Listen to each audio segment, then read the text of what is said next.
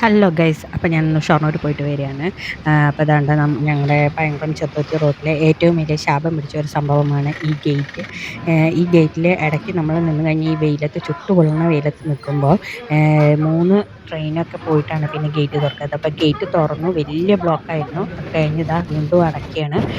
പിന്നെ അങ്ങോട്ട് കത്തിച്ച് വിടല് ബസ്സിലാട്ടോ ഞാൻ പോയത്. ഇതാ നമ്മുടെ നാട്ടിലെത്തി. ഗേറ്റ് കഴിഞ്ഞാൽ കുറച്ച് ദൂരമുള്ളൂ, നമ്മുടെ നാട്ടിലെത്തി. ഞാൻ ഇറങ്ങി വീട്ടിലെത്തിയപ്പോഴേക്കും ഇതാ എൻ്റെ സൗണ്ട് കേട്ടപ്പോഴേക്കും ഇതാ അവള് മാന്തി പൊളിച്ച് പുറത്തേക്ക് വരാൻ വരുന്നുണ്ട്.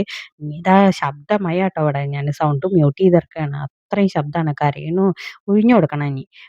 അപ്പം ഞാൻ എൻ്റെ കയ്യിൽ ബാഗ് സാധനങ്ങളൊക്കെ ഉള്ള കാരണം കൊണ്ട് എനിക്ക് ഒഴിഞ്ഞു കൊടുക്കാനൊന്നും പറ്റിയില്ല.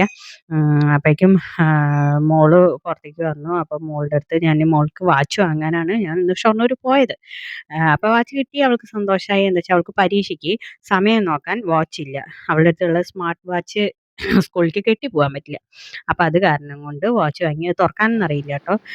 അപ്പം ഞാൻ തുറന്നു കൊടുത്ത് കെട്ടിയപ്പോൾ കുറച്ച് ലൂസ് ഉണ്ട്. അത് കാരണം കൊണ്ടാണ് ആ മുഖം അങ്ങോട്ട് സന്തോഷത്തിലായില്ല. കിട്ടിയതിന് സന്തോഷമുണ്ട്, പക്ഷേ ലൂസുള്ള കാരണം കൊണ്ട് കണ്ടോ മുഖം അങ്ങനെ സന്തോഷമായില്ല. പക്ഷെ എനിക്ക് സങ്കടം തന്നെ, ഓക്കെ. എൻ്റെ പൈസ അല്ലേ പോയത്.